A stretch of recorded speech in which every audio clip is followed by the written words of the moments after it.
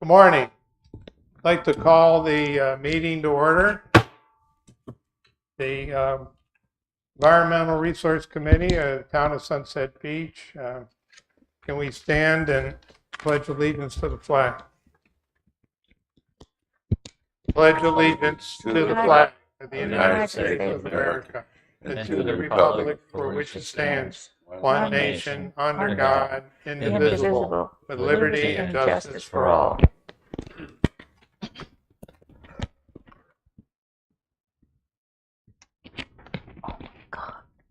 First item of business is the approval of the draft agenda. Are there any proposed amendments? I have two that I would like to add. Under old business, item C, I'd like to add Tree City USA. And I'd like to add item D, the BEMC community grant application. Does anyone else have any changes? Can I get a motion to approve the amended agenda? I move that we approve the agenda as amended. Second. All in favor? Aye. Aye. Next item is public comments on agenda. We have public present, no comments. Next item is approval of the minutes. We have 4 sets of meeting minutes to be approved. I'll start with September. Are there any changes anyone feels need to be made? Steve? There's a couple things, at least in my copy here, like Lynn Neesmith's name is spelled Neesmith here, and there's some extraneous things that need to be come out. My name was misspelled. They're minor edits. Grammatical change. Yeah, just things that could be done really quickly. Can you mark that? It is marked up. And give it to Just Steve? give it to me. Yep. But I would approve them, You would approve as corrected. and I'll make a motion if that's necessary to approve these. Okay, is there a second to that? I second the motion. All in favor? Aye. Aye. The October meeting minutes. Steve? Just a couple little items, but same thing. I mean, I've marked it up, and I can give it to Steve to change. Like sunset and sunset should be sunset at sunset. Okay. Then there's some extraneous things. Okay. But Do you, Just give it to me. and I would motion that I make a motion to approve them as I have amended them. is there a second? So what I'll do is I'll just go in and we're going to approve them, but I'll just go in and adjust them and send them to Chad. Yeah, that's all you'll need to do is as they're approved as amended and they're approved based on your amendments to them. Okay. Then all you have to do is correct them, send them to me. We'll get them signed and into the vault or the document book in the vault. Okay.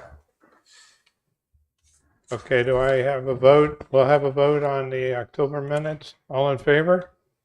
Aye. Aye. November.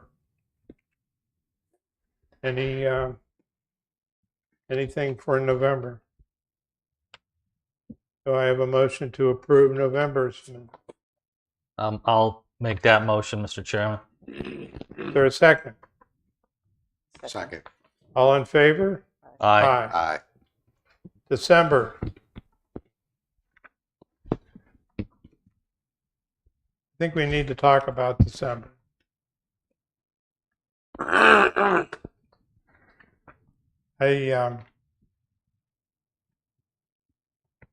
think the December minutes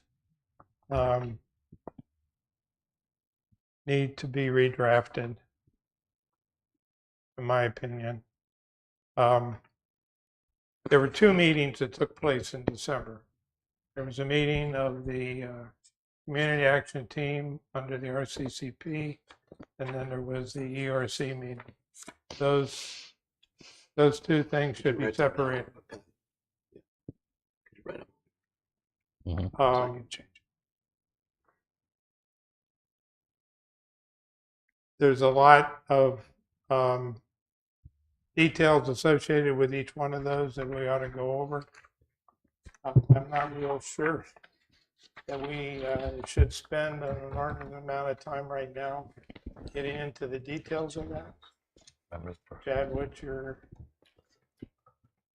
John, council. It would be it's really up to the board. If the board Right, feels right, comfortable right, with right. where they're at and wants to approve them, or approve as amended, or if they need to be retaken a look at, then that would be the board's decision. I can assist with that, and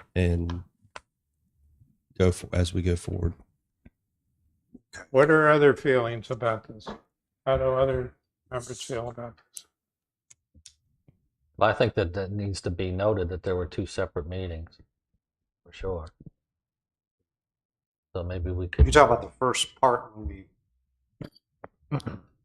Yeah, Right. well, I think we go back and look at the agenda. You can see how the meeting was organized in different sections. Mhm. And the minutes should be reflecting what took place under each one of those. okay, And it's confusing to me where we talk about the Tubbs Inlet, the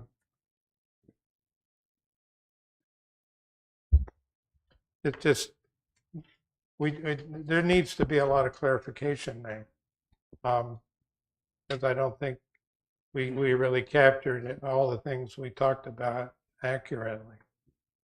So okay. how does, I mean, I'd be happy to get together with Steve and we can go over this and try to work it out. But I think that So, John, I'm looking at this is the agenda from December 14th, and so was it the item 5, the RCCP Community Action Team meeting? Is that the part you're saying should be pulled out as like its own item? yes, there should be a separate. An item just for that? I think that needs to be clarified. It was not two separate meetings, but there Right. were ultimately kind of two parts to that meeting. Okay. It was a different agenda item that's Yeah. not So, kind of blended in. Thank you. and then I can assist in that as well. I'll work with Steve and try to get these a little bit redrafted. If it's the pleasure of the board to get these amended and approved for February. I think that sounds really good. And I can see where it's a little bit confusing December. because we also had RCCP under old business. Sorry. Well, I would. It's my thought that we postpone any action on December. Well, I can watch the video and reformulate it. It's probably the easiest thing for me to do. And then we can improve upon that. Yeah. Agreed. Okay. So we'll delay action on this until next month. Okay. Do I have a motion to do so? Oh. I move we postpone the approval till the next meeting. There's a second. Second. All in favor? Aye. Okay. Steve, I have to thank you for trying to having done this last year. I really appreciate that you're doing it. The labor of love, huh? It was, there's We lots all- of times we I all went back. understand how difficult this is Yes, and sir. appreciate your Yes, efforts. Mr. lots Chairman? of times I had to go Yes. back and look at those minutes. There was an item included in our packet that's not on the agenda. It's just the upcoming meeting dates. The the last one in June, the 14th, is not it's not the third Wednesday. Is there a reason I for that? noticed that. Just wonder what the reason was for that. I didn't look to see what the fourth Wednesday date is. It's not the 14th. No, it's the 21st. Oh, 21st? What month was that? June. June. Yeah, that's a good question. I just copied those off the calendar for the town. That may be an error. I thought maybe the town had a reason that they did that. There's a Board of Adjustment meeting on that day. Maybe they pushed you. Or wait, yeah, I'm Right. 21st? Yeah, but they are the 24th, right? Yeah, should Yep. be. The BOA meets on the 14th. Oh, so I probably got it confused. Well, we got time to figure it out. It's also a weird month. If you look at that, the first Thursday is the first, and so that would be the planning board. Normally, you would meet that third week. Normally, the way my calendar works is we have TRC, we have planning board, we have planning board with the UDO meeting, we have the ERC, and then we have the council meetings. The council meetings is most of the time, unless it falls like July, surrounding a holiday. It's always the first Monday. The planning board is always meeting on the first Thursday. My TRC always meets on the first Wednesday. So instead of it being kind of before the planning board, it actually falls on the 7th, which is about a week behind what it normally is. So everything looks to be pushed back. The Wednesday, which is where the ERC normally meets, my BOA meets on Wednesdays, and normally it's the second Wednesday of every month as needed to meet. But they only meet if they need to. So I could not have a case or anything like that, but it still has to be scheduled. So because of the way the first falls, it being a Thursday, everything else is kind of shifted back. Looks like shifted back a week. So when is the ERC? Well, we still meet on the 21st, though. Yeah, it would be the 21st. Okay, so we'll Yeah. correct that. And I'll double check that. But I'm pretty sure that was the reasoning behind it. Right. Thanks for that Because clarification. the 7th would have been the TRC, the 14th would be the BOA, the 21st would be the ERC. Okay. Next item of business are the election of officers for 2023. First office is the office of chairman. Do we have any volunteers to be chairman for the next year? Well, I'm not volunteering myself, but I move that our existing, let John be elected chair again. We have a motion. Is there a discussion on that motion? Need to have a second first. I'll second the motion. Need to have a second. Are you willing to serve as chair? Yes, I am. Okay. Good. We have okay, let's have a vote on that. All in favor? Aye. Aye. Anyone opposed? Okay, next, our vice chairman. First, I'd like to thank Don Eggert for being vice chairman for the last couple of years and working with Chad and I and all the behind the scenes things that we do. But it's time now to bring in a new vice chairman. We got approval from the town council to have two vice chairmen. With the activity of the committee, with the subcommittees, there's just a lot more stuff going on. And I asked that we have two vice chairmen, and we got that approved. I guess there's a couple of ways we could do the vice chair position. The question would come up if the chair was not available, which one of the vice chair would be the first in line to step in to run the meetings? It's almost like you need a first vice chair and a second vice chair. Exactly. That was the Okay. comment I was going to make. Otherwise, you have some confusion here. Is there any other discussion on that? Do I have a motion that we do it that way? I would move that you have a first vice chair and a second vice chair, Well- and primarily for that reason. I would do Okay. first and second, and if the first can't make a meeting, the second's. Yeah, exactly. Yeah. All right. I'll second her motion. All in favor? Aye. Aye. Okay, so let's talk about the first vice chair position. Let me say this. I am not particularly interested in being vice chair again, unless I'm railroaded into it. I shouldn't have Okay. said that. I'd be happy to relinquish it. I've had discussions with a number of people, and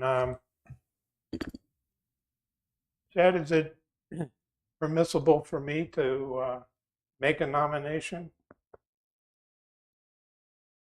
Anybody can make nominations. I would say see how many nominations you get before you make a motion. Okay. Does anyone else have a nomination for a person for the first vice chair position? No. I would like to nominate Steve Hines to be the first vice chair of the committee. Boy, Steve, if you were willing to do it, I think you would be Excellent. excellent. Your experience and background, kind of like John's, I think the climate and coastal changes are so important that we're going to be facing. I think it would Sounds be like great for that. you seconded that. That sounds like a second to me. But we didn't make a motion yet, did we? I made a Oh, motion. did Wait, you? yeah, Oh, I- okay, I then second I it. second. Okay, good. Steve seconded. All right. Let's have a vote. All in favor? Aye. Aye. Aye. Steve, you're the first vice chair. Okay. The second vice chair, do we have any nominations for someone to be the second vice chair? Yes. Well, I'll nominate Candace to be the second vice chair. Well, if I'm willing to do it. If you're the vice chair and John's the chair, I'm willing to do that. I'll second that motion. But we All have in to see if there's- favor? Okay, Aye. I didn't know if there's other nominations. right. Aye. Aye. All in favor? Aye. Okay. Third position is secretary for 2023. Well, I thought we were having security. Yeah, that's. Not me. Don't beat me on that. Security. Spell check failure. I didn't even catch that. We need Chad? we need an enforcer. Chad did send revised amended agendas out with that correction. So, do I have any nominations for secretary? Steve, are you Steve willing? Levine. I would nominate Steve to continue if he's willing. You willing to? Did you make a nomination? I said I would be willing to nominate him if he's willing to do it. I don't want to make him do what he doesn't want to do. What do you think, Steve? Have you had enough fun, or is this something you want to continue to do? I don't mind doing it. It's just, Believe me, we all appreciate the Yeah. effort that goes into doing this. all right, I'll do it. Is there anyone else that would be interested to take the burden off of Steve? Not me. All right, well, I nominate Steve as continuing as You're secretary. nominating Steve. Is there a second? Sorry, buddy. Any discussion? You're willing to do this? Sure, I'll do it. Okay. Thank All you. in favor? Aye. Aye. Thank you, Steve. I won't be at the meet. I won't. FYI, I will not be at the next meeting. I'm going to be out of town, but I'll be back in March. So, is Rich out of town this week? by the way? Rich is out of town. He's on a winter vacation. Okay. So who's the second secretary? I'll do it since I did it before. I'll take minutes next time. Oh, is there a second secretary? No, just a volunteer. Check my Unless Don wants to do it because he's done it check too. my grammar. All right. Next order of business is old business. First item is Earth Day, Arbor Day planning. Oops, sorry. Chad, we tagged you to start that discussion. Correct. Go ahead. Mr. Chairman, appreciate it. The Earth Day, Arbor Day planning, I know that Rich, Mila, Candace have been working hard on this. The one thing we need to think, the three of you need to put on your calendar is February the 1st. That will be the TRC meeting. That will be, y'all will need to attend. I will be assisting y'all with that. This will be an opportunity for us as a event to get direct feedback from staff, majority from the police department, and the fire department and public works. And going to bring in Lisa Anglin, our town administrator, on that as well, because it is a town event. After It's February 1st, what time? 9 o'clock. No, excuse me, 10 o'clock. In here in the chambers. No, it'll be next door. In our conference room. I will send out an agenda a week before, not only to y'all, but also to staff as well. And we'll have a time slot for about 15 to 20 minutes. There will be 3 cases on the agenda that day. So I will bear with me on those. And as I schedule it. So, everything else seems to be rolling pretty smoothly. I need to schedule a meeting with the 3 of y'all again, just to, button down anything. I gave y'all a handout. It was a stapled handout of 2 water fountains. The first one will be stationed near the bathrooms. The second one will be stationed near the memorial. These are filtered water bottle fountains that I think will be good use as the park as we move forward. I know that one of the things these will be permanent.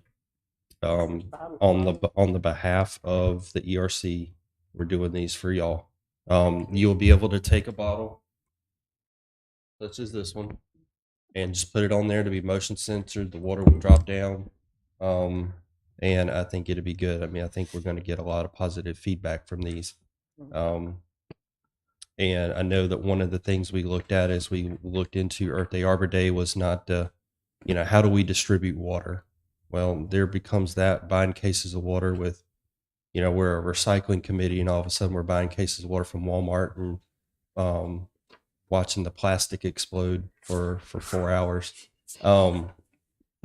So so town staff put their heads together and came up with the idea of to get this done. You see a lot of activity in the park, especially around the walkway. I think 3 laps is a mile. I think this will be good and beneficial that you have 2 now filtered water bottle stations in the park. So Those also, they save a lot of water too. oh, because, absolutely. So it's like conservation. Yes. So these are hooked up to the public water. These will be, yep, And these they're will be installed. The water is filtered? Or Correct. The water is filtered. So, That's good if like you're a runner or something, you have a water bottle with you, you can stick it under there and fill it up. yep. Keep going. That's great. My dog loves the The water I use bowl. it every time I run and stop. That's a great water bowl. So talking about I have a sunset question. Yeah. What is there somebody at the park that'll be selling bottled water, usable water bottles that people could? I mean, people show up and they want some water and they don't have one of their bottles with them. Would you have money maybe from the ERC grant? I don't, I mean, we'll talk about the grant here shortly. Because maybe that's something we could do as a giveaway. Yeah, that's a great 'Cause idea. some of those are pretty inexpensive. You can do a giveaway on the. They'd be plastic probably, but they're reusable. Well, if you buy the right kind of plastic, it's Yeah. not. They sell those water bottles like at REI and other stores. Right. And I've had mine for 15 years. I mean, they don't. Yeah, they I don't mean, fall they're apart. certainly reusable. Yeah, exactly. And I mean, at worst, we could always advertise, please bring your own Mhm. water bottles. Yeah. So coming up, we will be, These will be in by Earth yeah, Day. they'll be installed before that. Yep. So just to put the first on there as on your calendars, and then I'll try to schedule a meeting next week to meet with the 3 of y'all to just run down a few things. Will Rich be and- back? I don't know if he's back. I You know, think he's Joan? back in February. I if think- he's not back, I'll bring John in on the meeting. 'cause I'll certainly be here. I think you're Yep. here, right? So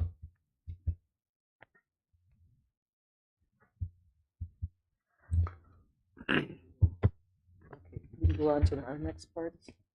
Mila's been doing a ton of work on press releases and getting everything together, so maybe you can go next, and I'll do the trees thing last.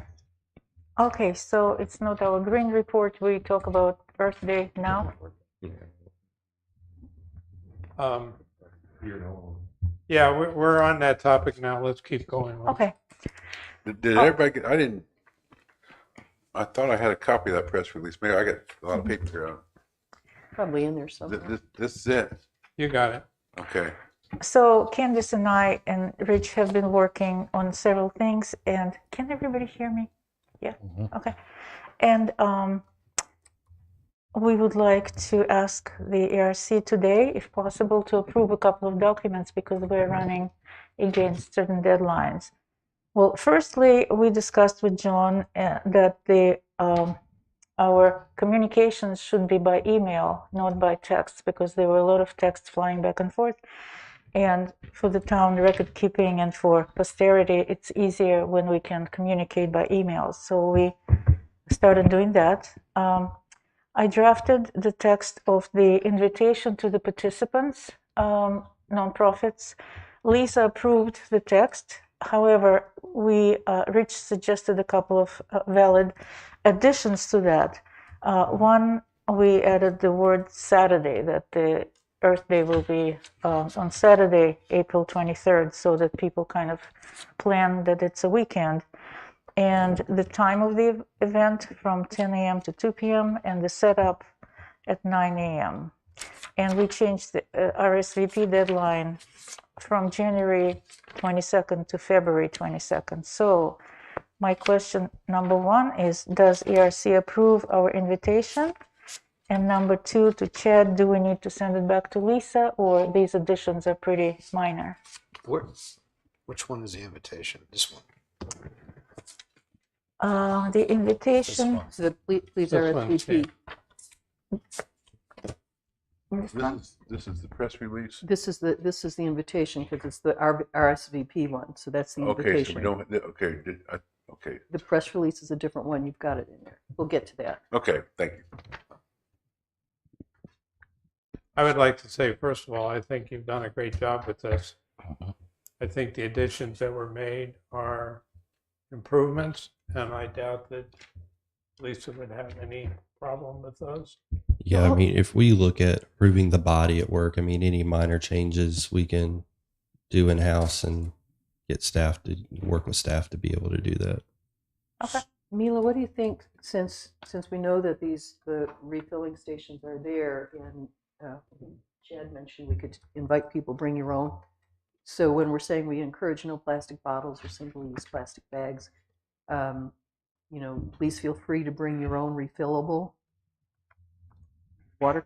Well, container. actually, in the paragraph that was Lisa suggested that text, the town will be installing and unveiling a new bottle filling station in the park to show support for our environmental commitment. In keeping with the theme of the day, we encourage no plastic bottles or single-use plastic bags. So it kind of implies, but I don't know. Maybe Well, actually, this is the invitation that's going to the participants. So I Right. don't think it's not that important in that one. Right. Maybe in our. I would say that on the plastic bottle part, I think you would probably not encourage single-use plastic bottles, but if somebody wants to bring like a reusable bottle for water, that would, I mean, I think that would be acceptable. Mhm. So they can go to the filling So you- station and fill. You're suggesting we had no single-use plastic bottles? Yes. No single-use plastic bottles And or plastic bags. Well, why don't we just use, we encourage no single-use plastic bottles and/or plastic bags. It's already Yeah. there. Yes. All you gotta do is take out Yeah. the word, Just change the position. Just tweak it. add single use. No, that makes good sense to me. Okay. Any other comments? Just that minor thing, you might include a telephone number. People actually call people still some days. And what number would that be? Who would Well, that I don't know. I guess, We could have them call you. So, yeah, really.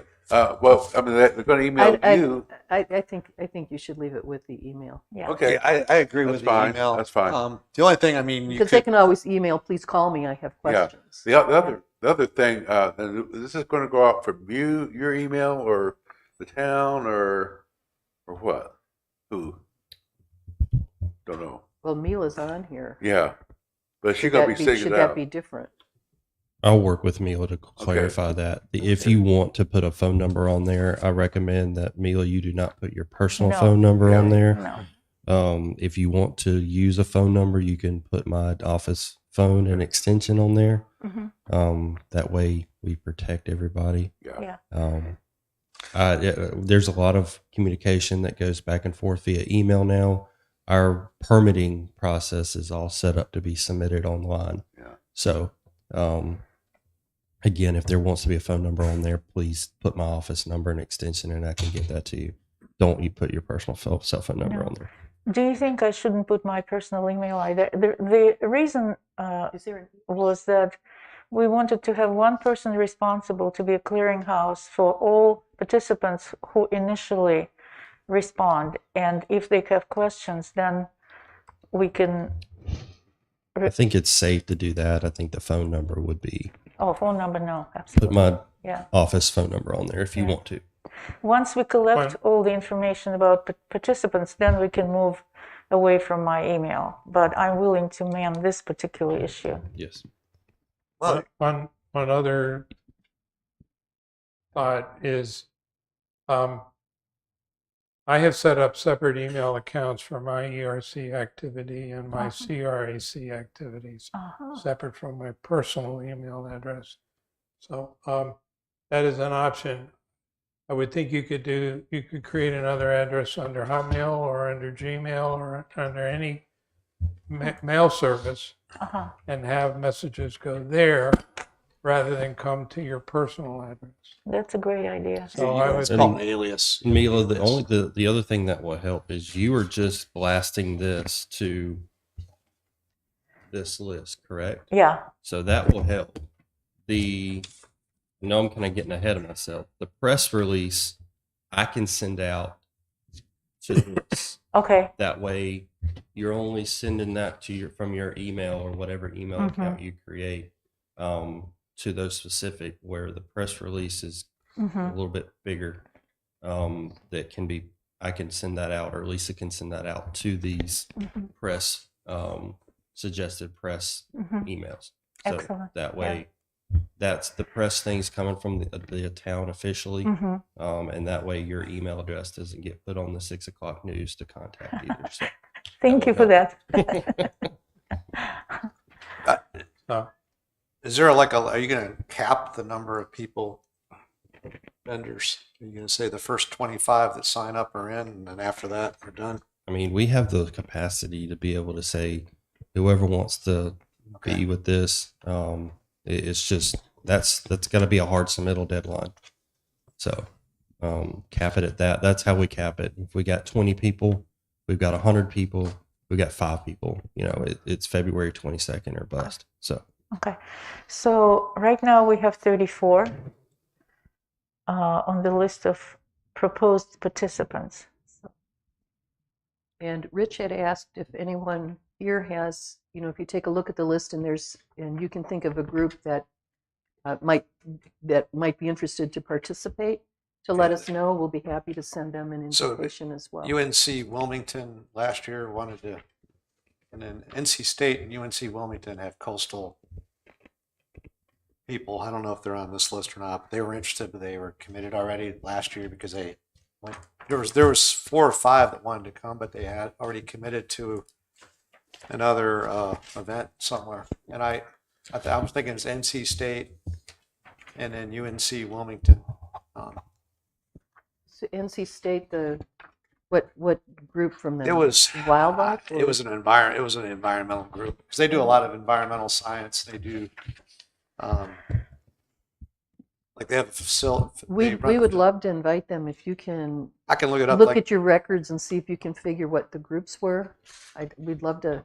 yeah, I send can them look an at it. I'll try to invitation. look at it. Thank you. The one agency there in Asheville, they do all the, they run NOAA and they run all the, they take the temperature of the earth and track it, you know, and global warming and all that stuff. I used to meet with them. They're up in Asheville, and then in UNC Wilmington, they have a department on like marine science or something like that, or what they were interested. Like I said, there's several 4 or 5 of them that couldn't make it. Last year we were on really short notice. Right. So Right. I have to look and see. I probably would be have it on my great. Gmail. So far on the list, we have UNC Wilmington Forest Service, Rachel That might Urbaniak. be it. I don't know. But yeah, if you could send me those contacts, that would be great. Steve, what were you? So I was just wondering, are we keeping this strictly on our side of the border? Or is anybody in South Carolina that would you think we'd They're invite? not. They're not.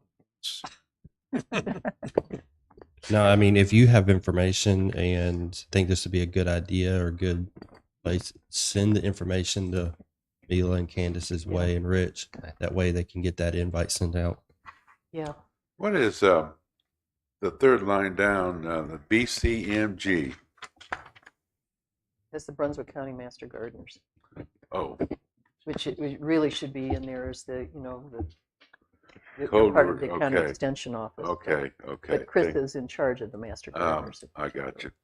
And there was another one here that I didn't recognize at all. I don't know. I didn't know UNCW had a forest service. That sounds like something NC State would have.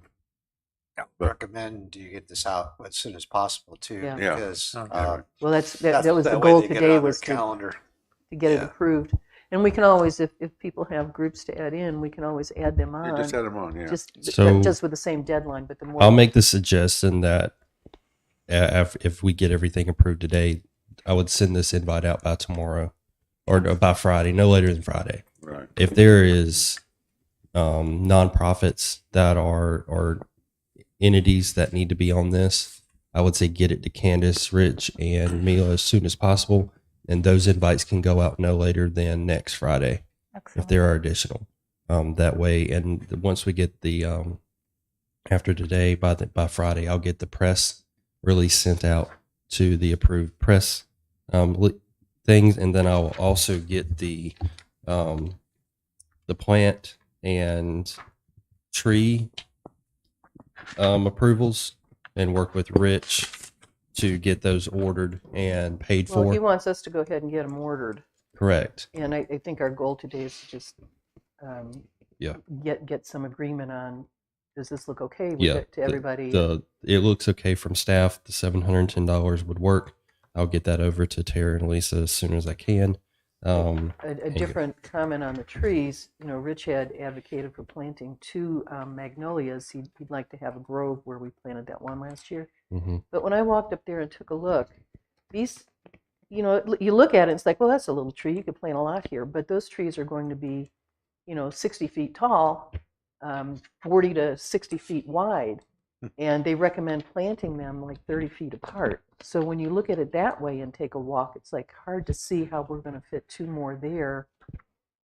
With the caveat, there's a, is it a light bulb? But at any rate, there's a camera there that that looks towards the monument. That It cannot be blocked. exactly. So my concern is if we plant 2 somewhere. It may not block it this year, but that tree is going to grow in the way. And what's the point of planting a big tree where we're going to have to? Well, the other thing is that I would encourage the 2 of you or the 3 of you, depending on when Rich gets back, is that go ahead and I'll provide you the information to schedule something with Matt to walk the park. I've already kind of briefed him on that. We need to figure out where these, I think the 1 or 2 trees is going to depend on where we're going to plant it at. There may not be room for 2. I would also suggest maybe move away from something as a magnolia tree, do something else because we did a magnolia last year. I think so. Rich's response to, and I hate to speak for him when he's not here, but when we talk about it, it's that trees tend to be more successful if they're planted in little groupings. So if you had those 2 magnolia, and if you had 3, even better, I suppose. You have that grouping of them. but I think we're going to be out of space at that end for more than one. Maybe there's a way to put a miniature tree or something in there down the road. But yeah, we'd be happy to. I think we would love to walk with Matt. Yeah. And see. Yeah, So- also, do you know will the gazebo be done by then? Yes. Yeah, the gazebo starts today. You're starting it today? Today. It's- Wow. What, The council meeting, they talked, the gazebo is, I knew it was approved. I didn't know for sure when they were well, starting. they want to complete it by March for the 60th Right. anniversary of the town. Yeah, Oh I my think that's gosh. super. Yes. So, So, yeah, all this looks good from a staff level. If y'all want to conditionally kind of approve it, and then I will work if there's any tweaks on the budget and stuff like that. I'll work with staff. Go ahead, Okay, Neil. but you think we should Okay. be okay The only with thing, One the more only, thing? the only other thing Yeah. I'd say in your RSVP would be just make sure you ask them, or like logistics, like how many people, because like a lot of these people didn't know when last year, like they were going to bring 2 people, 3 people. I would just ask them, say, how many people are going to show up, and you just kind of maybe Could- brief. What we decided to do, this is initial invitation. If they say Right. yes, we will follow up with Okay, additional okay, that's communication to clarify the conditions. Okay. Yeah. So one other thing, we have not talked about the press release. The press release needs to go out pretty soon, right, Chad? And Yeah, so, like I said, I'll get it out you by got one Friday. like this okay, guy. so this is a very loose draft that I did of the press release. And one thing is missing. We don't have the theme. Last year was protect our environment. What is the theme of this year? Okay, that's a good segue into that idea. Last year, we got the town to issue a proclamation for invest in our community. Uh-huh. That was a takeoff of the Earth Day theme of invest in our planet. Uh-huh. In 2023, they have continued the theme of invest in our planet. Mm-hmm. It made me think that we should continue the theme we had last year of invest in our environment. Mm-hmm. And I have drafted a proclamation that I emailed out to everybody Mm-hmm. that basically says the same thing we said last year, but makes it applicable to this year. So I would, my thought is that we would stay with the theme of invest in our environment. Now, I know Mila had some ideas to freshen it up and maybe change that a little bit. What thoughts do other people have? My thought is essentially like there's a lot of people that have second homes here, and on that theme, invest in our environment or whatever. Also take ownership of protecting Sunset Beach, because like I have like friends that transition, move here full time, friends that come in here and they don't care about the recycling. I talk to them about they need to take ownership of protecting Sunset Beach. I think this is a good opportunity for them to learn about it. So Yeah, to follow up on Steve's, I think it's important if we localize it a little bit. So what I really liked in the last year's mayor's proclamation, he said, preserve, conserve, and otherwise protect. I like these words, so I thought maybe we should say preserve, conserve, and protect, and otherwise protect Sunset Beach. protect your beach, yeah. Yeah, or is it Protect too your beach. narrow? The one thing I can do is make the suggestion is that if we release this too early, like, and I just had this thought, if we release the press release too early, exactly. this is not till April, so we have time on the press release. Okay. So what I might do is make the suggestion of bring this back in February or March Okay. on and clean up the theme. That way we can get that Mm-hmm. press release sent then. The more important one is to make sure we're getting the invitation out to the vendors. I agree. I was just going to make that comment. You stole my thunder there, Chad. The Beacon won't run this till about 2 or 3 weeks before the event. They're just not going to do it. Well, she may have other places though that she's planning to send it. That Yeah. Well, besides the well, Beacon, if you're yeah. going to some of the other print publications, the little magazines and things, And that's another thing. you- Oh, you- sorry. I also distributed the list of press contacts. Mhm. I don't probably have everything. I just got some from John and obviously the Beacon and other. Please take a look at the list if you have any other suggestions, especially social media outlets. We can work on that. However, Rich told me that some of these publications require submissions months, not weeks, but months ahead of time. So we have to So decide. the other thing, I've brought this up before too, whatever you do, you can cut and paste and put it on the Facebook page. And Right, you've right. got Friends of Sunset Beach, Friends of Ocean Isle, Friends, Mhm. and you literally see, 15,000 people will see Yeah. the press release. The other, Online. one other, I'm sorry, one other thing, of course, you'd have to really cut down the number of words. Focus used to be ATMC has a public notice page, channel 3, that you can put this on. Now, you only put it on about 15 words, so it'd have to be real short. But that's one possibility. People actually look at that, I guess. And one other thing on this press release, I would put the very last paragraph up, paragraph number 2, because that's really the most important part of the press release. Which one? The very last paragraph, this educational outreach, blah, blah, blah, blah, blah, that should be moved up to, in my opinion, to the second paragraph. So they know right away. Know right away what it is. Where, and when. Yeah, Okay. maybe the first paragraph. No, I like your first. Well, paragraph. first or second.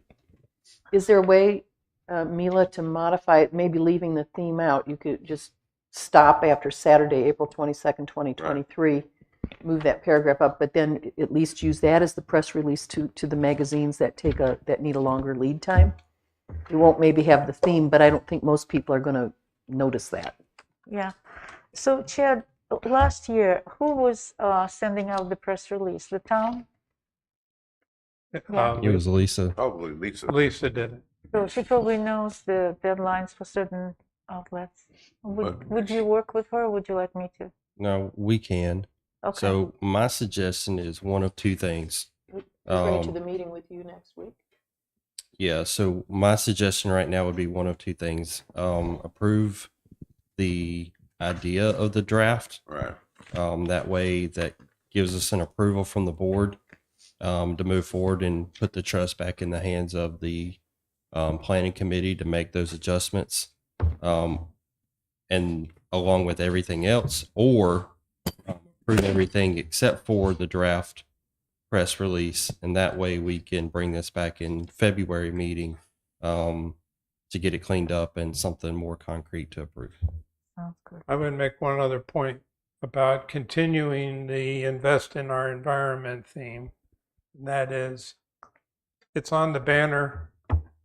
It's on the ERC banner. It's on the reusable grocery bags. Mhm, It's mhm. something that's already been Yeah. documented. I understand refreshing, and maybe we do that next year. But there's already been an investment made in some of these tools that we have, that if we kept it the way it is, it would all flow together. So that's my thought. And you're sticking to it, huh? Really good for this year, and then we can start thinking now even what we're going to do for 2024. So I guess we have a choice, and that is to continue to work on this, refresh it, or to adopt it and use it and move this whole thing forward the way it's being planned. With pleasure. Well, if there are already so many materials with invest in our environment, it's logical to keep it, I think, because that's kind of continuation of the theme. Yeah, Okay.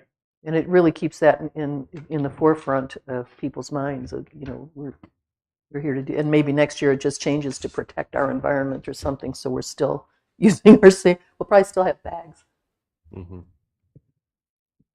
and we'll have those So available. can somebody make a motion one way or the other? All right, I move that we accept it with just these little changes that you mentioned, to change it to invest in our environment as the theme, and moving that one paragraph up as Don suggested in the press release and then to accept the invitation as written. There's a second. Second. All in favor? Aye. Aye. Passed.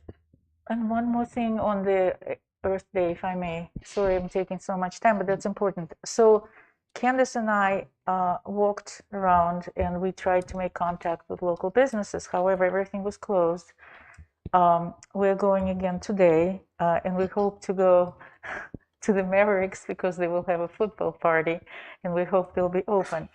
So our goal, number one, is to build relationships, and as Chad suggested, and also to try and incorporate these businesses in our event so that it benefits us and also benefits them. So one of the suggestions we had, and this is for ERCs and town's approval, that maybe we can, we won't have any food trucks or anything like that, but maybe some businesses would be open during those hours, and we could direct people. And if they agree to that and also allow us parking, maybe some of the businesses such as Bill's Seafood, they have banners. Maybe we could put those banners at the event, not as the sponsors, because we don't have sponsors, but as maybe contributors, thus giving some soft advertising to the businesses. So how do you all feel about it? We need to talk about that next week. Okay. I think our concern was to make sure we're not offending other businesses. And sponsors, you got to be careful. Mm-hmm. So Okay. then we hold off until our meeting on February 1st on that? On that, we can discuss that on February 1st when we meet with you? We'll meet next week just Yeah. to talk about a lot of things heading into the Okay. TRC, and we'll talk through that one as well. Okay.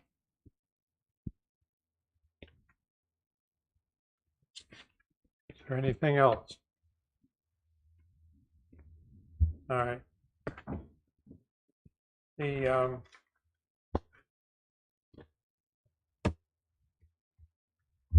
That brings up the issue of a proclamation. Now, I emailed everyone a draft of the proclamation, and my thought was if we could agree on that, that we would propose that we would give that to council and at their February meeting and ask for their agreement to make that proclamation for this year. Are there? I did bring copies of the proclamation. We have a little bit of time if we wanted to do that potentially for the March council meeting. We could Okay. do that as well. That way you could bring that proclamation to us in February. All right, so we'll postpone that till February.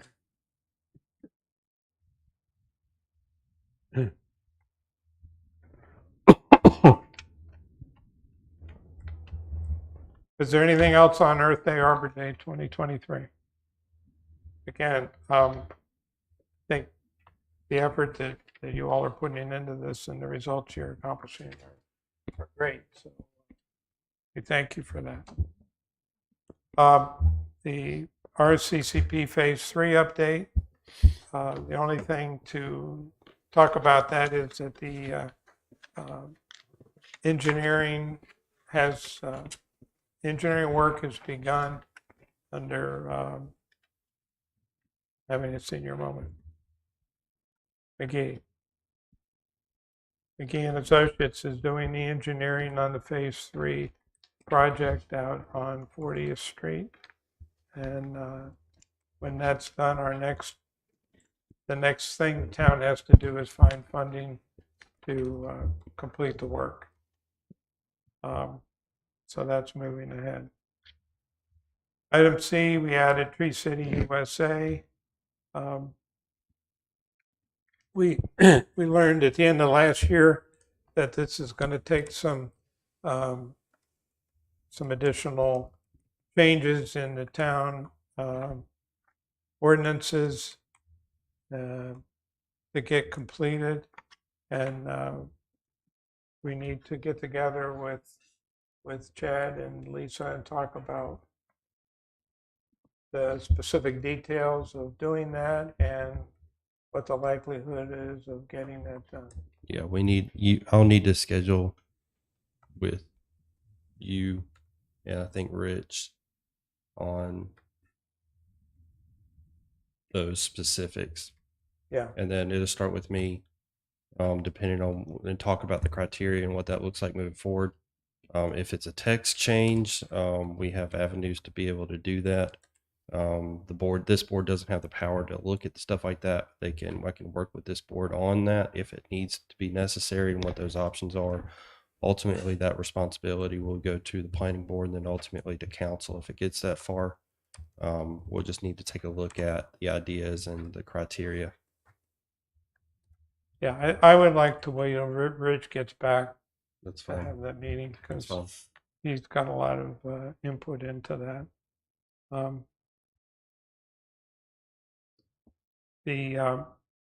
In conjunction with that, he's come up with this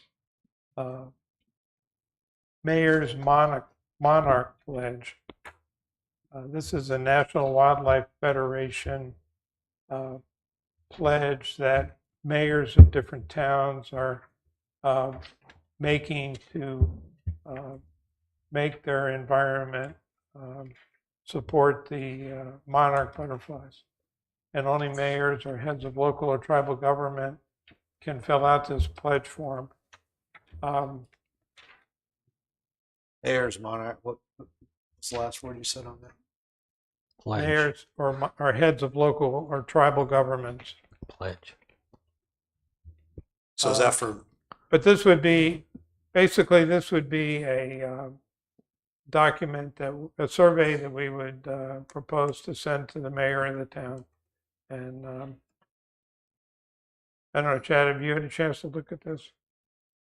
No, I have not. So that's Okay. why I would John, I mean, butterflies? I would really, we need to sit down and take a look at what our options are and really educate each other on this and before we move forward on anything. Is that something that should fall under one of the subcommittees? We'll include this in our. Normally this is a staff thing, and I have reached out and asked John and Rich to assist me with this to kind of take the some of the responsibility off of staff. So this would be a staff thing that I'll work with John and Rich on moving things forward, and then involve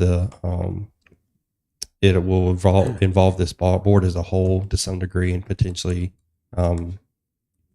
planning board and council as things. But I need to sit down with Rich and John to go over the parameters of this and how much work is going to be done and minor tweaks and changes, because we do have flow to this program. The only thing about this pledge is that the period for making the pledge expires the end of March. But we can talk about this when we talk about Tuesday. Okay. The next item is the BEMC community grant application. So I can be short and sweet with this, as I did log on to the website this morning. They do have a way I can virtually submit this document now, and I will be doing that by the end of the week. I need to get with Tara, our finance director. She's going to have to provide me with the 5013C letter I'm going to have to upload. Other than that, I should have it submitted by the end of the week. What is the BMC grant? So it's a community grant that would, if it's BEMC, the BMC, utility. it's a grant, it's a community grant that works with nonprofits, 5013Cs, stuff like that. If chosen, we would be given $2,500 for Earth Day, Arbor Day. So Okay, gotcha.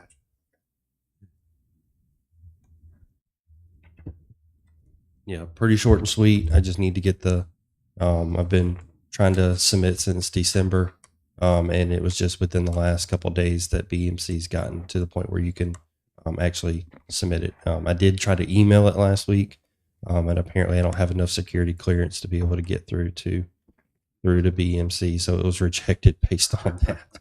So Yeah. I will work on that by the end of this week to get that submitted.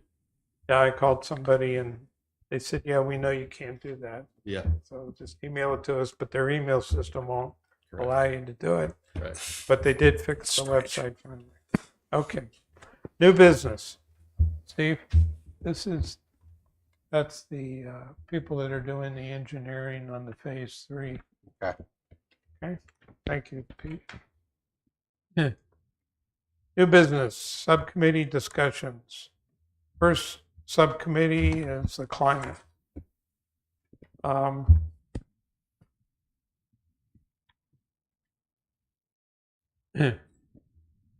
After the December meeting, the climate subcommittee, Steve Hines and I met and talked about the meeting. Steve Levine was out of town, but we have sent him copies of all the things we've done, so he's aware, I hope, of where we're at on this. But we've drafted an amended report to the hurricane report that was written in October, and in this we talk about the fact that the community was surprised by the level of the storm and its impacts. All the forecasts of the storm were very mild compared to what we experienced. And that isn't just Sunset Beach, but it's everybody along the South Carolina and North Carolina coast. We need to find better ways to improve awareness and preparedness. We are not criticizing town staff, far from it. The administration, the police department, the fire department, the public works people, they were very prepared and responded with excellence at every stage of the storm. But I think the whole community, including myself, were kind of lulled into a false sense of security before the storm hit. So that was our first observation and recommendation. The second item is the risks and vulnerabilities from the flooding were very apparent in that the causeway was flooded over. There was flooding on Shoreline Drive East, Shoreline Drive West. The water came up just to the edge of the road. Candidly, I think these are major infrastructure vulnerabilities that nature-based solutions really can't fully address. These infrastructure vulnerabilities have been known about, and in fact, the town has given notice to the DOT about the causeway risks in the past. But we need to continue to push on the DOT to do something to improve the causeway, because the flooding of the causeway closes the island to evacuation or emergency access. Third item, and this was really the big thing that came to me, and I think in our discussion we all agreed that the risk to the town from flooding of the Calabash River weren't recognized as to be as great a risk as we think they are. The Calabash River at Lakeshore Drive on the 18th hole of the Oyster Bay Golf Course would overflow Lakeshore Drive into Twin Lakes West, and flooding of Twin Lakes West would possibly flood over Shoreline Drive West. Shoreline Drive West could get it from both sides, from the lake and from the intercoastal. It's a particular risk because the Calabash River Bridge on 179B is going to be closed during the next 2 hurricane seasons. And people that live out on the west end of town in all the communities out there will really only have the one roadway to get in and out of that area, and that's Shoreline Drive West. So we recommend that the Calabash River flooding be added as a part of our resilience strategy, and a high priority given to take appropriate action. I don't know if a levy at the golf course would be appropriate. It's one idea that comes to me, but it's something that a qualified engineering firm could look at, come up with other suggestions. There are 2 homes of property owners in town that could be directly impacted by this. One is at Lakeshore Drive and the other's down along Shoreline Drive West. Flooding over in those areas could be very damaging. And Twin Lakes West, I believe now or soon will become the property of the town. And any damages that would occur to the lake from flooding would then become a financial liability to the town. So the fact that the Calabash River Bridge will be closed this coming at the end of this coming season, or sometime this year, to begin work on it. To me, this makes this a very high priority item. I did include a map, topographical type map that shows the contours in the area if people are interested to see how the flooding would concentrate the flow in the subject areas.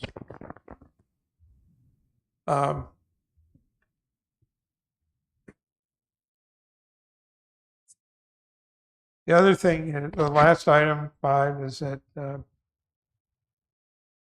Hurricane Ian, when it got here, was really more typical of a strong tropical storm, but the storm surge was very strong compared to any of the other recent hurricanes that we had. When you compare Hurricane Ian flooding to Hurricane Isaiah's flooding, Ian was worse, even though the winds and the rainfall were much less. This is a lesson learned that we need to think about for the future.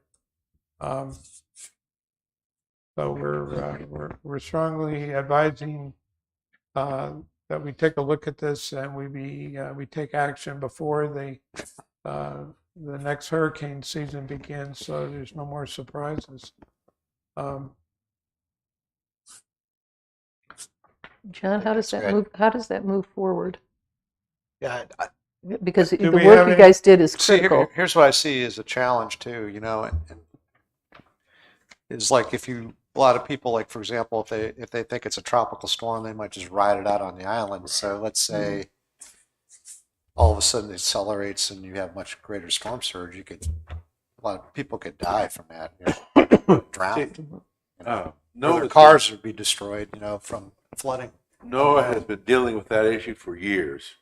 You don't want to cry wolf, obviously, but people say, "Oh, it's not going to be that strong," so I brought it out. There's no silver bullet there. No, but I think one of the things when you look at the impact in Florida, where Sure. they didn't warn on time, some Yeah. areas were told to Yeah. evacuate in those communities while there's Yeah. a lot of material Yeah. damage, lives were saved. The areas that waited too long, Yeah. no. So there are things the city can do, the town can do to mitigate some of that. Yeah. But it's still, this is a huge issue. Yeah. And not just the causeway and the people on the island, because luckily, what do we know? 80% of the time that's rental, and those people are they're probably leaving if a hurricane's coming. But I think about the end of town where I am, more in the West End. If the bridge over the river is closed and people can only come down Shoreline Drive and that floods, that's a huge number. It's not just Sunset Beach either. I mean, there's a big chunk of Calabash population that has to come that way. Well, you also have Lakeshore Drive. Well, but like as you said, that could be Right. flooded as well. And, Right. and So then maybe how do one you thing get they out? could do potentially is like have I don't know if there's evacuation signs, but you have people follow those So, evacuation signs. I'll weigh in here. I mean, this is a big staff thing. I mean, it's and we take very serious when it comes to this. When you get into the causeway, that is you're looking 20 to 30 years if you'll ever see the causeway rise. And I told John this last week, and I'll kind of give you an idea of where we're at with that. Raising of the causeway, it's a concern. It's the lifeblood to our island. If something was to happen to it, the state, the local level, the county would help us out with that emergency situation as it came before us. We've had other instances in the county after Florence to what that looked like, especially around the Southport area, getting food and supplies to people that were essentially on an island because of washouts. The way the staff is taking it, from taking the advice from the council and this board, and have notified DOT. That's all we can do. It's a DOT road. The other avenue that we have is kind of give you kind of where we're at with it. I currently sit as a voting member on the TCC, and then we have representation on the TAC, which is. Would you tell us what those are? Yes, yeah. So the TCC and the TAC are regional committees that stretch. We're currently sit with the Grand Transportation Authority Committee. You have one that is for more of a staff level, such as staff planning directors and town managers, from Holden Beach all the way down to Georgetown through Horry County, and stuff like that. We meet once a quarter. Then you also have the upper level where you have elected officials that are potentially represent the same exact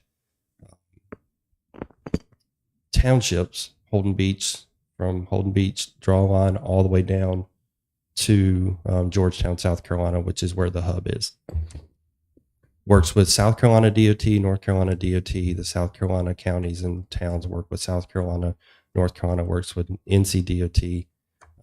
And one of the things that we are responsible for are STIP projects, which is what NC DOT calls their project submittal kind of flow. And it looks at projects that are submitted. You get state funding, regional funding, and then localized funding.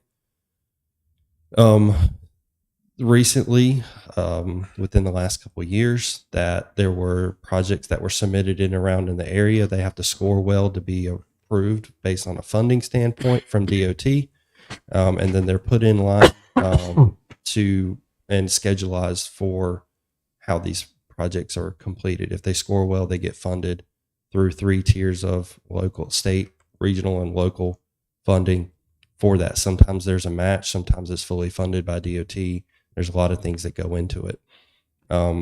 Just to give you an example of a couple things is we are not currently in STIP right now. The pandemic really hit DOT to the point where they had to take back fully funded projects and go back on that. And then for those fully funded projects are not fully funded anymore. They also kind of give you an idea how fast this process goes after you're approved. NC 17 and 904 will become a transition into what they're calling a superhighway, where you will no longer be able to take a left at the intersection at McDonald's up in 17. You'll be only be able to take a right, only right in, right out, and go up to make a U-turn on either side. So that's been in the works for some years now, and it will not be scheduled to be completed until 2026 or 2028. There will be an opportunity for the STIP to open back up. I don't have that information yet, but when we do, I plan to work with staff to bring the situation up with the causeway. I don't know how well it's going to score.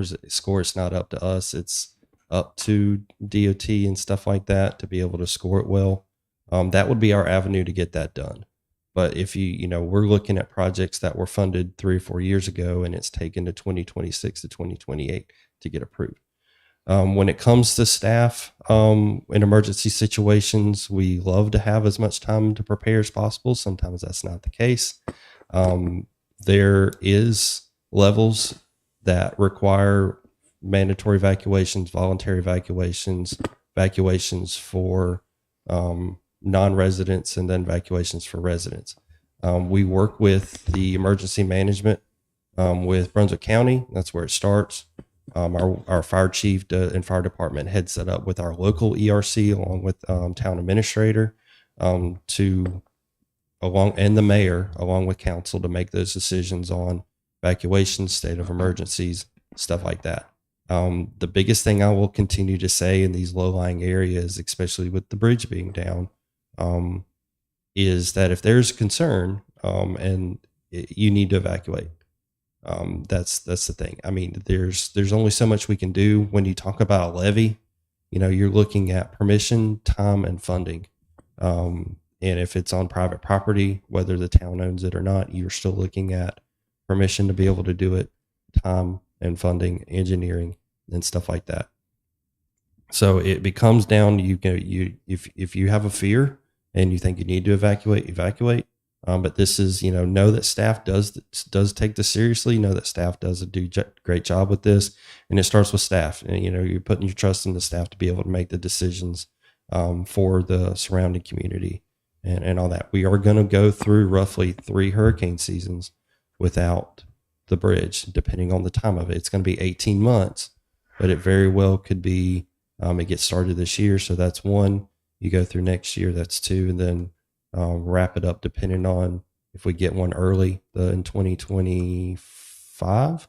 It could very well stretch into 3 hurricane seasons. Hopefully 2, could be prepare for 3, prepare for the worst. But if there is a concern between the lake shore with the Calabash River being closed, flooding, all that, there needs to be the look in the mirror type thing, is like, we need to evacuate. Thank you for the additional information, Chad. I'm sure that things a lot of us don't know about.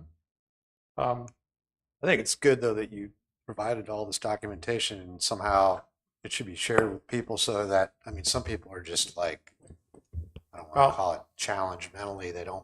You say evacuate, they don't evacuate, and it's too late and they end up. Well, in the end, it's a personal decision. Yeah. The only thought that comes to my mind is that we have some public meetings about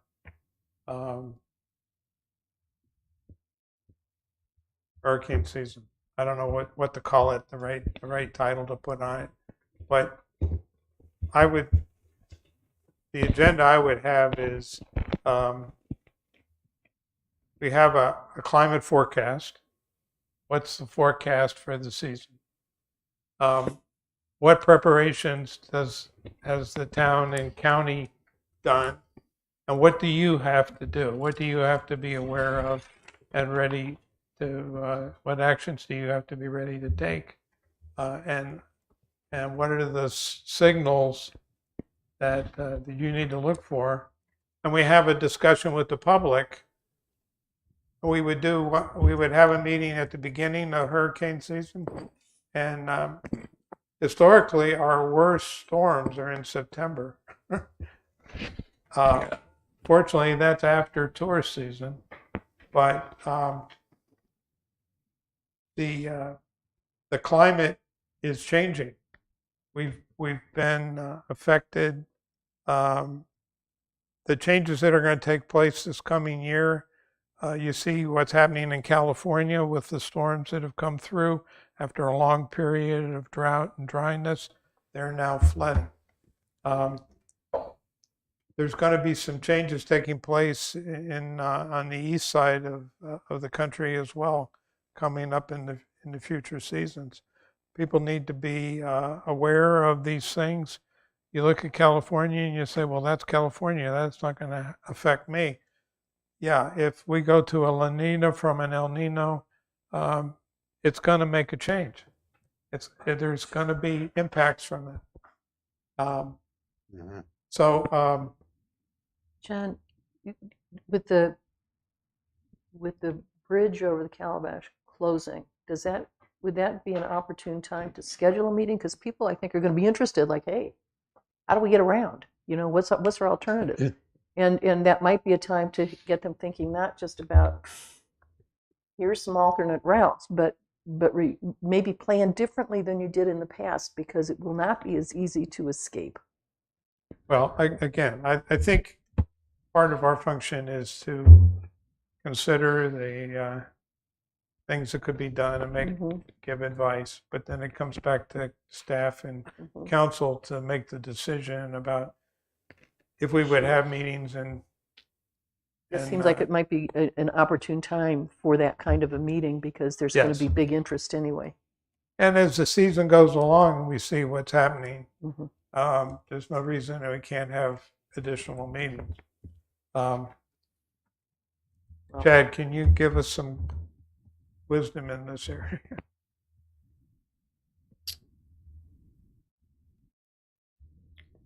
It's okay. I'll follow up with that one. Let me mull over that one. I'll follow up something in February. I'll talk to some staff and see what that looks like Maybe and on a kind of February go agenda. from there. Oh, Yeah, I don't want to volunteer anybody or any other department for what that looks like. Yeah. Yes. Yes. Yeah. Yeah. Yeah. Yeah. Yeah. I'm not sure, now this is just off the cuff, that you'd have that good of attendance at a meeting in June or July. I might be wrong. I might be wrong. But I think if it was tied to the bridge closing, Yeah. people are, and they may not be concerned about it till it's actually closed, and then they're like, "What? Well, there's been a lot of publicity about the How am I going to bridge get to closing. Calabash now?" There's been a fair amount of publicity about the bridge closing. I think a lot of people are aware of it, but still there are going to be folks that say, Well, I think they're aware, but really, until it's closed and you have to do the workarounds, then it's kind of, Well, I do know that it becomes folks more salient. the folks at Sea Trail were concerned about people cutting through there. Well, they're going to put a light up there, aren't they?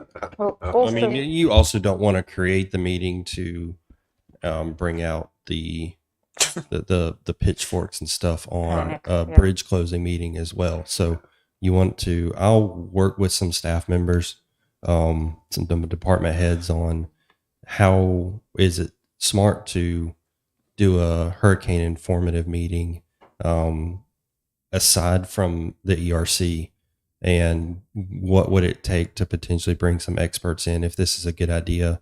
And it still goes back to, we get a lot of information from emergency management with the county, who also works at state and federal levels on this stuff as well. It really flows downhill. Our fire chief does a great job at that, preparing not only his team, but also working with our admin staff and council to make sure everybody is up to date on stuff like that. I mean, and I think this happened during Ian, is that there was until it got to a certain point, they were not responding to 911 calls. So it gets to the point where that information is, and that's documented and gotten to the public as much as possible and to prepare people for those. It really does kind of stink that Ian did not give us a lot of time to prepare. It was originally supposed to come across, or originally supposed to just go up into Tallahassee straight up. Yep. And we were just supposed to get rain. It jumped over, did not give us enough time, and then turned right up and hit somewhere between us and Charleston. And it gave us the bad side of it, because now it's coming in south where we're getting that northeast quadrant, which is always the worst side of it. So I'll try to bring something back for February.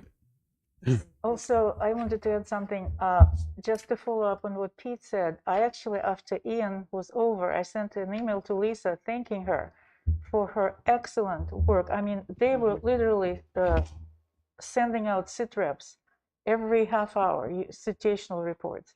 That's number one. The other thing, from my experience living in Bermuda and being in charge of informing American citizens when hurricanes came, Bermuda, you couldn't get off the island, unless you get on commercial flights. So I think we all know that not everybody will evacuate. People will sit it out. So I think it's very important to also educate people on sheltering in place. Get your generator, get your water supplies. With every hurricane, people run to the store and they empty the shelves. So I think the emphasis should be on two things: evacuation and sheltering in place. John, can we circle back to this memo a little bit? Sure. I had a couple comments, and let me say this in interest full disclosure.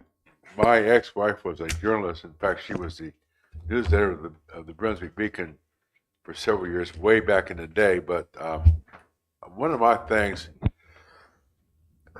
excuse me, well, one of my things is the use of acronyms can confuse some people that have no idea.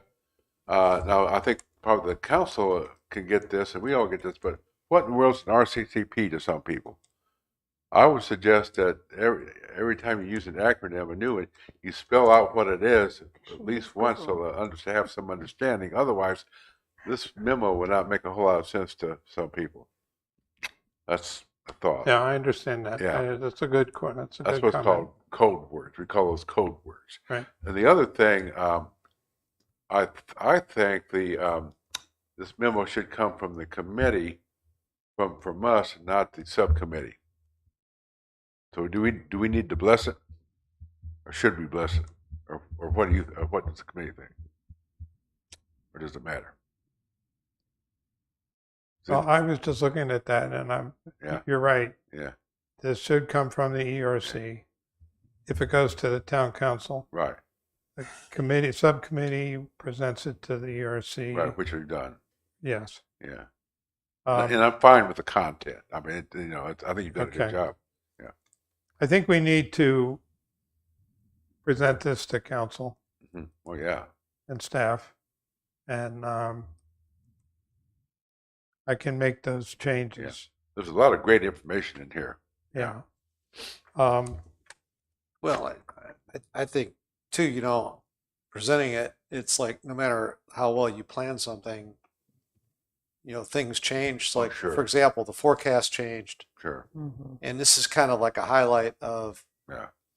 what happened. Yeah. And it's like, good. okay, so you take that, and it's like, okay, everyone should be aware that Yeah.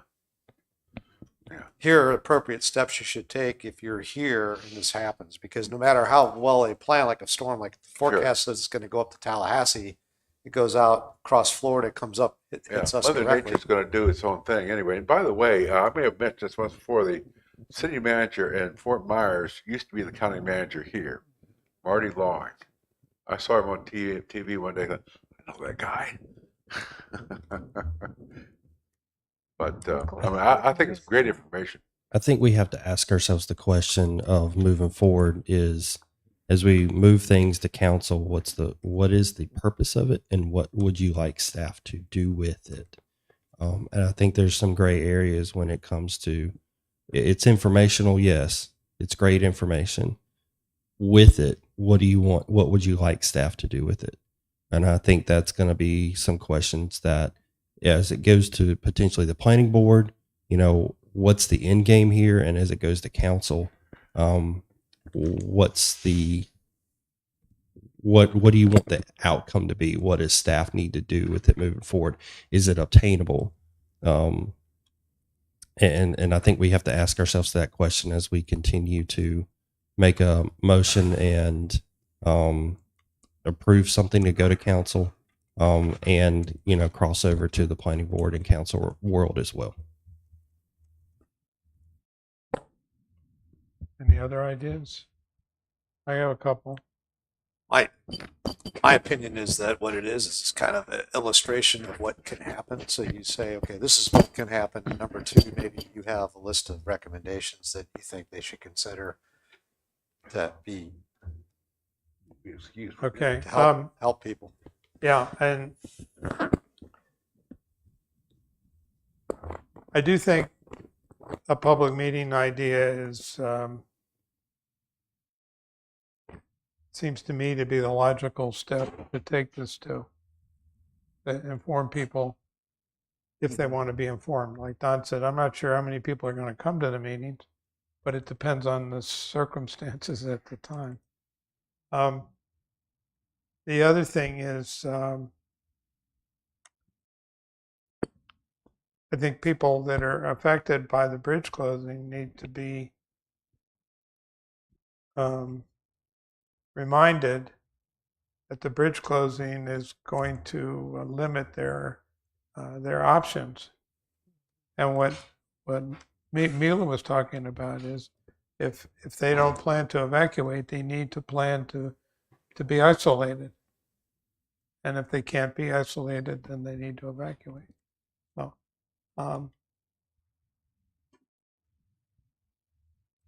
so I would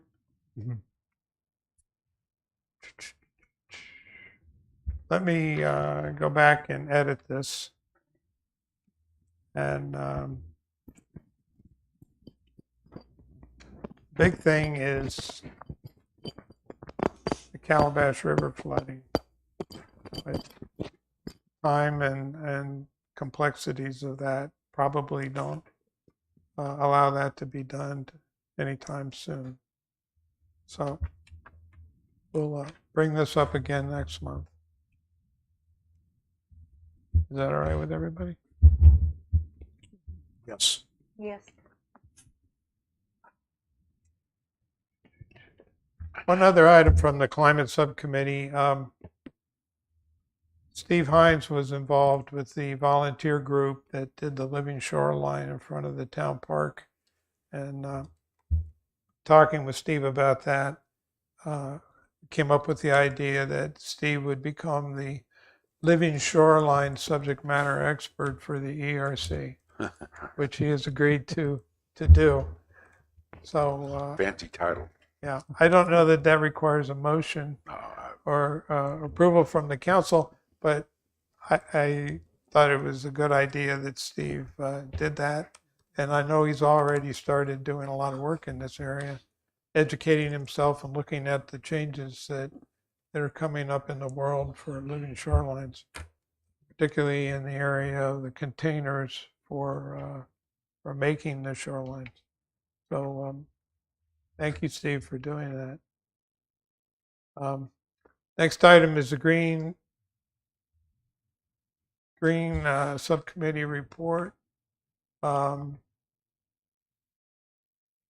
think we pretty much covered already all those items in the Earth Day, Arbor Day discussion. Is there anything else? No, I think when Mila and I met recently, because Rich was out of town, and it was just okay that we feel like we have a good grip on Earth Day, Arbor Day, and then it'll be what'll be our next focus, and some of it will be how do we work with the climate team, because certainly green activities have a big impact on the coastal environment and climate. Yeah. So we're trying to look forward past this event. After April. Yeah. Freedom. Vacation. Let this thing go. Mhm. Recycling Subcommittee. Okay, I have several things to report, and I want to get to those before we get to the number of recycling bins or carts in town. There was an article in the Wilmington paper right around Christmas time on recycling. And in the headline, "Recycling works, but trash is still piling up at the new landfill," talking about New Hanover County. And I'd like to get a photocopy of this made and or somehow get copies to the full committee. There's some interesting things in the article, and I'm not going to read the whole thing, just want to touch on several things. The article quotes the landfill person in the county saying that about 60% of the residents in residential units in the county recycle. Now, I don't know what that means. I need to contact him. 80%. 80%. But it points out that one of the main reasons they're pushing recycling is that the landfill is not sustainable. It's not sustainable. We just can't keep hauling stuff to the landfill because we're going to run out of space, and that even though the market for a lot of recyclable goods is down right now, it does come and go. But it's a good article, and I'll rather than talk further about that, I'll try to get something to y'all. I met with the actually, I'm going to segue into the Keep Brunswick County Beautiful Committee and then come back to recycling, I guess. I'm a member of the county's Keep America Beautiful Committee. In our meeting last week, I asked them about how about getting recycling signs, DOT recycling signs at the two two recycling centers close to us. One being one on 904, another one on the county park on Old Town Road. So she was going to look into that. I took a picture of the landfill site on 17 as you're going north toward Wilmington and texted that to her or emailed it to her as a model. So hopefully we'll get some traction on that. The final thing I wanted to mention is that about 2 weeks ago, I gave a presentation to the men's group at my church, Seaside United Methodist Church, and gave out those blue bags. And that they were a big hit. And I also gave them magnets. And I had a lot of really good questions about recycling as to where it goes and how it works and so forth. Most of the men there, and there, I guess it was about 35 of us, live in Sunset Beach, but not all of us. But it was a worthwhile effort. Unfortunately, at our HOA meeting this past Saturday, there wasn't time for me to say, but just a very few words about recycling because the meeting had run long. So those things are churning. Now the number of carts in town, based on a second suggestion that Candace made several months ago, I asked the town finance director to give us the number of recycling carts this calendar year, this year versus last year. And she did, and we reviewed those. John and Candace and I reviewed those, I guess, at our meeting last week. And John has put together a memo, or not a memo, does everybody have this, John, or did you give this? Everybody's got a copy. They do? I don't, you probably held them up there by you. He took the figures Thanks, Don. that we discussed and pulled together some census information for your review. And John, I'm going to no, Pete and I had a discussion about this beforehand. I won't say it was an argument. It was a lively discussion, maybe the pros and cons. He couldn't convince me I was wrong, and I couldn't convince him he was wrong. But anyway, I'm kidding. This shows recycling in the town of Sunset Beach based on what's in the island, what's on the mainland, how many are occupied, how many are rentals, and all this kind of thing. And it's really hard to nail down some exact figures on this, but I think, let's see, the third section down, recycling program participation, 46% of all the households, and the total are occupied 46%, and the total households, the magic number there is 22%. Now, is that good or bad, or is it even accurate? It's hard to say, though. John, I'm going to just shut up and let you add since you did a lot of the work on this. Well, Tara gave us the numbers, and they are changed. They have actually changed, I think, since what she gave us. There have been additional people sign up, but basically, 49% of the participants in the curbside recycling program are on the island, and 51% are on the mainland. We don't really know what the participation rate is. I've asked Tara to give us the number of households on the island and on the mainland, but I haven't got that yet. But basically, half of the people in the program are on the island, the other half on the mainland. Now, when you look at the census information from 2020, Sunset Beach had 4,830 housing units. 55% of those are second homes or rental properties. It's the nature of our community. 45% of those housing units are occupied. According to the census, that means people live in them year-round. If you look at that 45%,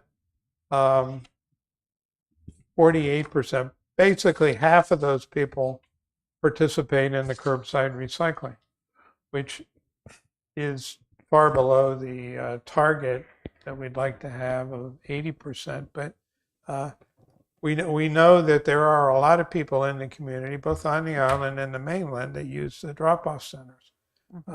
You go up there and they're busy and they're filled up. Yeah. So there's a high usage rate. So I think we have a year-round population here that is committed to recycling, which is good. The part of the community that we don't really know about are the ones that have second homes here or come here on vacations. And so the curbside program has a 22, maybe 24% participation rate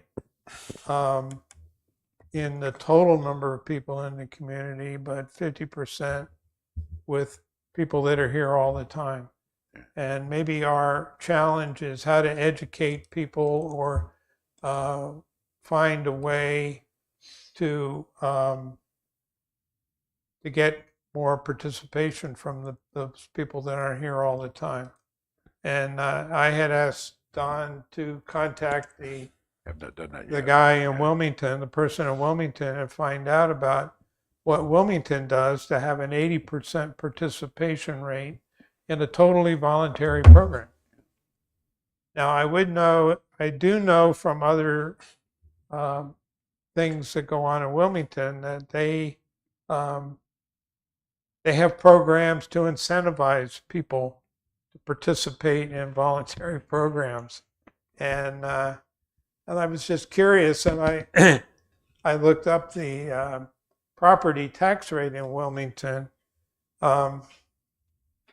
As we all know, in Sunset Beach, our property tax rate is 16 cents per $100. In Wilmington, it's $2.11.5 per $100.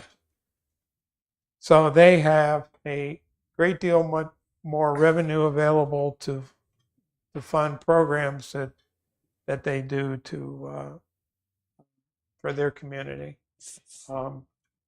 And I'm not suggesting that we increase our taxes, but I do think people need to be aware that Wilmington has a lot more resources to throw at things than we do. Well, yeah, and I'd just like to mention that this was an idea that came out of Kansas several months ago to see number one, how many are recycling, and number two, are we more recycling this year than there were last year as some measure of our success. Otherwise, you don't really know what's going on. And I think that was this will be helpful information. And I don't see this being negative at all. I mean, as they say, it is what it is, and but it gives us some idea.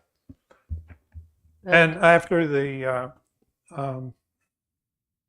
council meeting the other night where I spoke a little bit about recycling, I got an email from a person Saw that, yeah. who suggested that there be more recycling dumpsters located around the community. And I know that's been tried in the past and they've been abused. So that experiment was ended. But maybe it's time to revisit that. I know the dumpster that's up at the Ocean Isle Beach Park is very heavily used. It is. And something like that at other locations in Sunset Beach, that the county might reconsider doing that to get more participation in recycling. Well, of course, it comes down to availability of land. Who wants to trash site or a site next to their house? But I mean, you make a good point. There is a recycling site on the island. You remember that, Candace? But we there by the gazebo on the island, there was a place for glass and Well, they're kind of like the ones we have in the park. I mean, Yeah. they're just small things. small bins. Yeah. So if you're going to the beach, you're Yeah. not dumping your trash out there. The challenge at the one on 904, well, actually both of them. The one on 904, they're only open 4 days a week, so you have to pick your days you go. But the second thing is it's muddy there a lot of times. But in the one on the county park or RV park on Old Georgetown Road fills up quickly. So if you don't get down there on a Tuesday or Monday, Tuesday, you waste your time. Well, I can.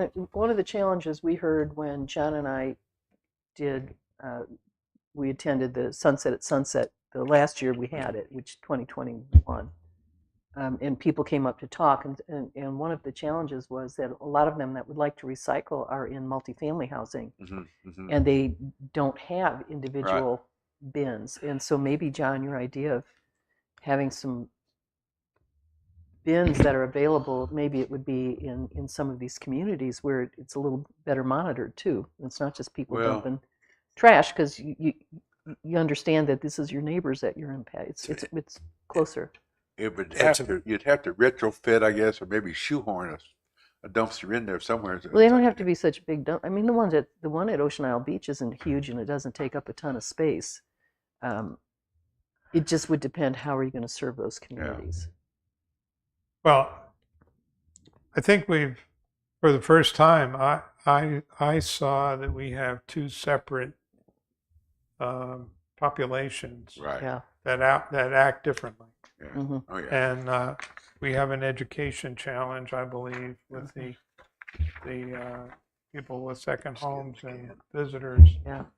That to get them to recycle, and maybe a curbside pickup isn't the right program for them. Maybe we need to come up with some alternative. Well, it's worth. And maybe it's- Wilmington has some ideas.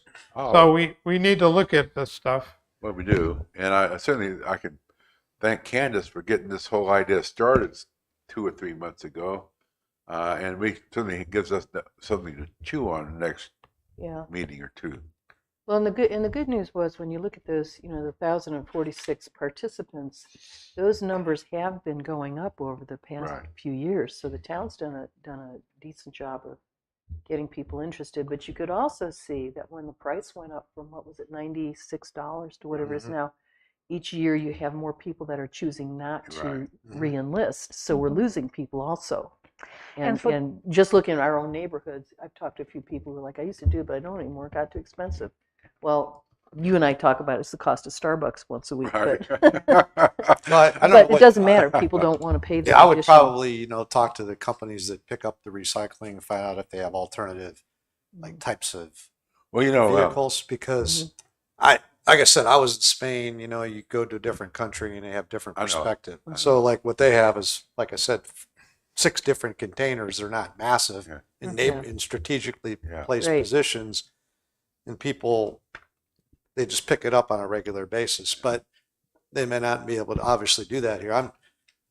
I think, talking to my friends just I ask about recycling, and they're like, people just take the path of least resistance, a lot of them. So if you're like a second homeowner, you come here and there's not a recycling can in your driveway, you're either going to take it somewhere, look for a place, or they're not going to, Sure, they just don't sure, pay for it. They're sure. just, my other friend who lives in Sea Trail, they said they didn't want to pay the increase in the fee. They said Sure. they're not going to pay for it. Yeah. They just don't want to pay for it. Well, But if they have a place in Sea Trail where they can dump recycling, they may might use it. drive to it. Yeah. Well, it's yeah. It's a kind of like a catch. I know. It's like the person's motivation, that individual person. Are they going to actually go recycle? Some of the things that might help y'all is one, it starts with the HOAs, such as your multifamily places, the few places we do have in town. Do they have the room? Are they approved to put recycling bins? Because it has to be buffered for those things around here. I know I've spoken about this, and since I've been the staff liaison on the board, have you reached out to the rental agencies? Have you reached out to real estate rental agencies? Have you reached out to HOAs in the town to start educating on them on this, to say, hey, we do have this. It does cost. This is 100% volunteer. And I would encourage y'all to do this. I mean, the last sentence says, is the challenge appears to be with property owners that do not reside here year round. And that's where you have your rental agencies on the island. You also have your HOAs within the few that you do have on the mainland. You have CAMS that operates as potential a hub for a couple of those HOAs. I think that's where the education starts. And y'all have permission to talk to those people. You have permission to schedule stuff and present to them. And I think that's where it starts. It's all about education and how do you do that? I think this is great information. I will reiterate that the town is not willing to make this a mandatory. And I think when you get into changing the UDO to potentially make, if it's the idea to enforce projects such as big subdivisions or commercial entities to say you have to provide recycling, I think there is some legal challenges that come with that to force people to do stuff because people do have rights to be able to do stuff like that as well. This is a, as Mr. Larkin sits here in the front row, this is a very developed, friendly state. And there are rules and regulations that can prohibit a lot of that stuff as well, especially when there's a cost to it. But again, that gives you you do have the authority to be able to get out, talk to people, educate, schedule stuff. If there's flyers that need to be printed out for y'all, I can help and assist with providing that information and handouts to you. I think Don's used the bags a few times. Yeah. I think they've been a hit. Oh, yeah. I've got boxes of them upstairs. I think it starts there. And, again, what do you want staff to do with it? But also what opportunities are we taking to get out in the public eye to be able to educate as well? I have a real crazy idea that just came to me. Uh-oh.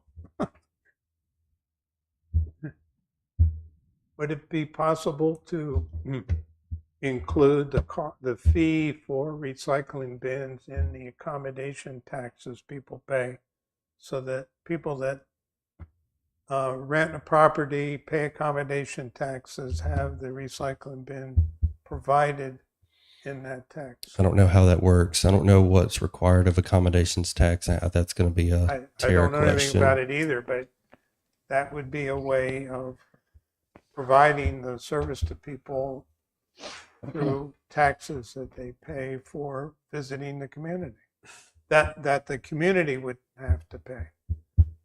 That would leave the voluntary part of it still up to the community residents. I don't know. It's just a thought. Well, John, I think it helped a lot for you to do that analysis, because you're right. We can see we've got two different areas to target, and certainly things that we can work on in this coming year. And I know Don's already started with how can we work with some of the community groups, Right. doing presentations and seeing what Well, we can change. I know the staff person at Cam or wherever they're that way. I've known her for a long time, actually, and I could give her a call. I have had something put in our HOA's newsletter several times about recycling and where the centers are and what you can recycle and so forth, but it's an ongoing educational process. You have to do it all the time. I think one of the other challenges is we don't know who all the HOAs are. Does Well, the town have Cam somebody? may staff all of them. I'm not sure. They handle a lot of stuff for I us. don't know. And then we've got the areas that are like ours that are not part of an HOA. Yeah, renegades.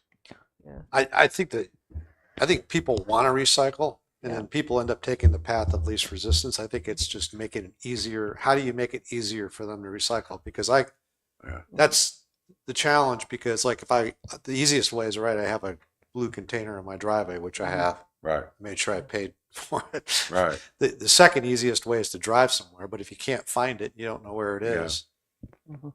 So if it's convenient, but then what ends up happening is people I don't know what to do with this, so I'll just dump it in the garbage. I think it's making it easier for people to Well, recycle. that's part of it. There's a quote in here in this article that it's just the right thing to do, blah, blah, blah, blah, blah. Plus, it feels good not to be throwing everything away. Yeah, but some people, they show up, I'm going to the beach for the weekend, I'm renting a place. They just don't care. They just throw it in the garbage. Yeah. It's sort of if they see something, oh, there's the recycle bin out in the parking lot of an apartment complex or wherever they're renting, they just dump it in there. They're gonna, they're just gonna take a piece. To me, it's kind of whatever's the easiest thing to do. I always make sure when I run with my dog that I stop and get dog bags. If I didn't have a dog bag, I couldn't. They have them in the park, right? So I grab 3 of them.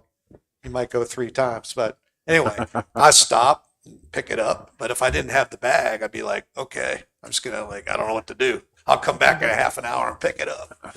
So anyway, Anyway, that's All right. our report. Our report. Are you done? I think so. Okay. Thank you.